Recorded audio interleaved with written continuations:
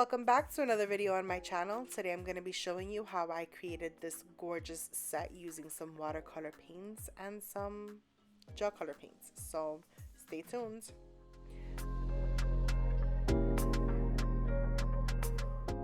I'm starting off with 2 layers of Kiara Sky's Pure White, and I'm top coating that with Ultimate Finish, and then I'm proceeding by applying my watercolors on my tile. Now if you see me squishing the paints in between my fingers, it's because they've been sitting for a while, so sometimes the medium separates from the pigment and it gets a little watery. When I put down that green, you're gonna see it there best. I purchased these watercolors at Michael's. Michael's is a really dope spot to get a lot of nail art supplies, things that you wouldn't even think. You can get some cheap glitter there for like I get glitter for like $3 and I get a ton of glitter, especially Recollections glitter. That's one of my favorite glitters. That and Young Nails are my favorite glitters. But anyway, I'm dispensing the colors onto this tile. It's a ceramic tile that I typically use for gel paints, but I'm using that for this purpose. I'm applying them a little too close to one another, and you're gonna get ready to see right here why you shouldn't do that. Bam!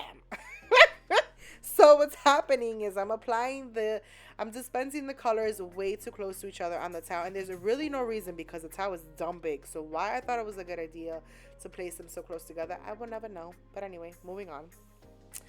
Although the top coat that I used is it's tackless, I suggest taking some alcohol to wipe off the top layer. Although the top coat is tackless, it still leaves this kind of residue that makes alcohol ink and watercolor act a little funny on top. So just give it a good little wipe and go on.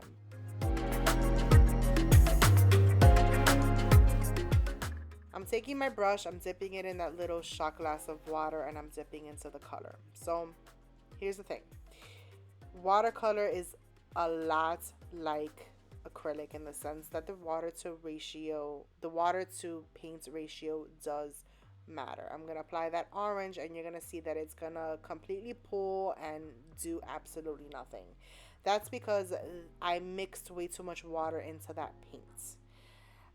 When things like that happen and I get frustrated, I tend to move on and then come back to it once I get my life together.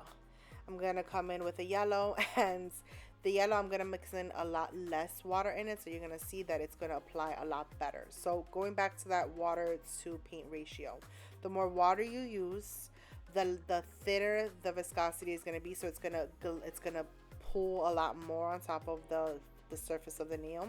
It's also going to, you're going to lose some pigmentation. The thicker or the more paint you use, the more it's going to act like acrylic paint and the more pigmented it's going to be. So here you can see I'm dipping into that paint, and I'm mixing it more into that watered down solution. So in essence, I'm mixing in more paint into that watered down version of it, and now you're going to see that it's going to act a lot better. It's going to pull and separate and pivot. It's giving you exactly what I was looking for in this particular nail art design. That is one of the things I love most about working with watercolor on top of a finished or a top coated nail, because the texture it gives, it's just unparalleled. You can't really produce that by hand painting. It's amazing. The glorious thing about this design is that each nail is going to be a little bit different. No two nails are going to be the same. So this nail is going to have orange, yellow, and green on it. And this turns out to be my favorite nail of all the nails. And you're going to see at the end, it's popping. Go through all of your colors, apply them in whatever order you like. I'm a bit basic, so I went with rainbow because I don't know. I just went with rainbow. You don't have to. This look is super customizable. No two nails are going to look the same. You know, it's definitely a look that is very, what's the word I'm looking for? Abstract.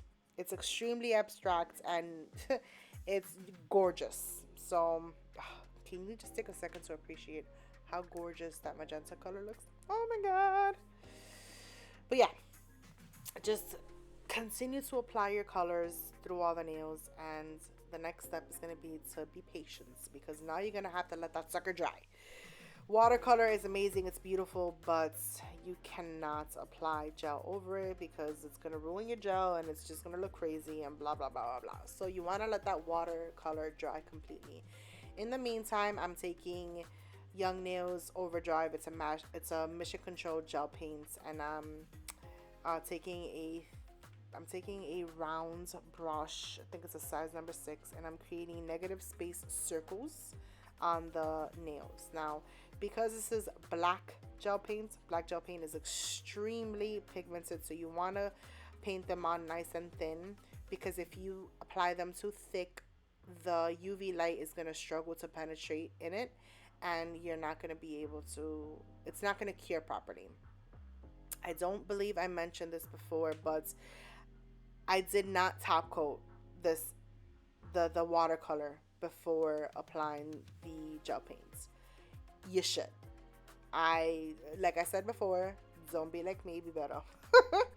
So in my opinion, it's important to top coat it and seal that in, because if I make a mistake with that gel paint, that black gel paint, and I swipe over it to clean it, guess what's gonna happen to that watercolor behind it? It's going bye-bye. So you don't want to do that. Like I said before, each nail is going to look a little bit differently, so I'm not applying those big circles on every single nail. Now I'm taking a striper brush and I'm creating jagged, rustic looking lines. Well, maybe rustic isn't the right word, but abstract lines. I'm not worried about creating perfectly straight lines or anything like that. You want the lines to move in several directions. You want it to be very free flowing. The only thing I'm gonna suggest, when I did this design, I decided to, it'd be great if you can actually see what I'm doing, right? If I was tilting the nail a little like that, yeah, leave it. No, you're not. Okay, well, it'd be better if I was pointing up, but unfortunately, when I'm working, I want to be able to see what I'm doing, and this is just a guide for you guys. But anyway, what I was saying is I'm focusing on creating lines that have the same line weight. You don't have to. You can, in fact, it would actually create a beautiful design. Wow, do you guys hear the sirens? Yep, let's just give that a moment. So I live in the Bronx, in the city. So you're going to hear sirens and all kinds of craziness. I try to film at nighttime. Sometimes that helps. Sometimes it doesn't. Today, it doesn't seem to be helping. Sorry about that. But anyway, what I was saying before is if you were to recreate this design, feel free to create different line weights. Meaning you can, much like a marble nail, you can create those thick and thin line weights throughout the design. And that'll probably look really dope. I didn't do it that way. I stuck with creating the same line weights. You don't have to. And then I'm going in with a dotting tool and I'm putting different size dots in little areas, like almost like little clusters. Again, super abstract design.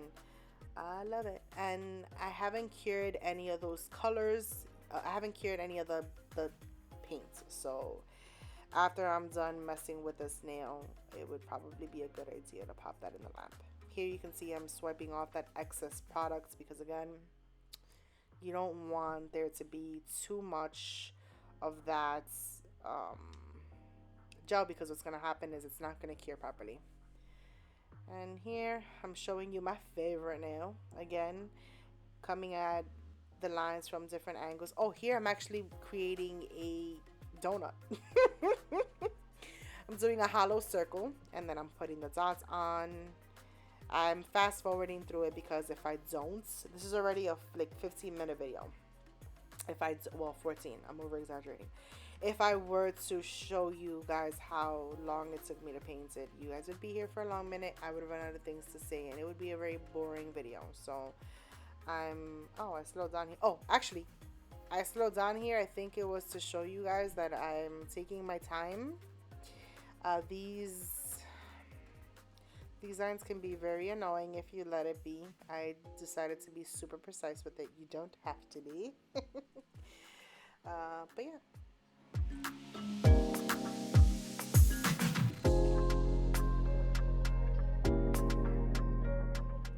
I mentioned before that it would probably be a good idea for you to go ahead and top coat the nail prior to you beginning the line work.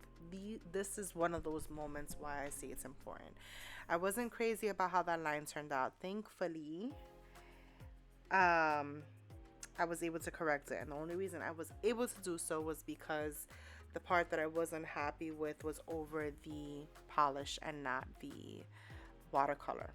So I just took a eyeshadow applicator with a little bit of alcohol, and I cleaned that up again. If I would have been unhappy with how the line turned out over the watercolor, then guess what? I would have been pretty much screwed, because I would have had to clean it off, and that would have wiped off the watercolor beneath. So like I said before, don't be like me. Be better. Top coat that watercolor in prior to you doing your hand painting over the nail. We're almost done with this design. One of the last steps is going to be to actually buff off the free edge and the sides. I recommend doing this and treating watercolor nail art as if it were chrome, especially if you're using this much of it. By buffing off the sides and then top coating it, you're going to create a much better seal than you have now with just the watercolor underneath. If you don't buff off the sides and create that great seal, you risk the nail art, the top coat actually peeling off, and you later losing your nail art. So you want to secure that and protect your nail art as much as possible. Here I'm going to show you in slow-mo my favorite nail. I love the colors. It reminds me of a parrot or something tropical. I just love it so much. But go ahead and top coat it.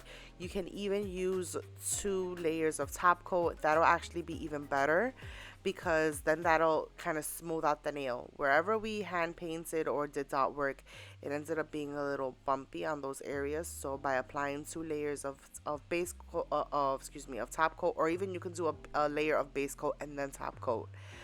It's up to you, but you want to protect your nail art as much as possible.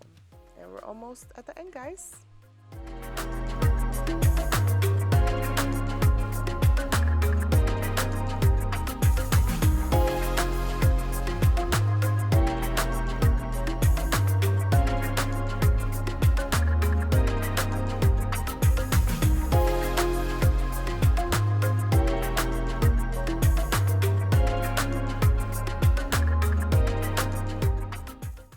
I really love how this look came together. I hope that you guys recreate it, and if you do, I'm going to leave my Instagram on the screen so that you guys can tag me on it so that I can take a look at your work. This is the final look, guys. I hope that you enjoyed it. Feel free to give me a quick little like and subscribe. Thanks, guys.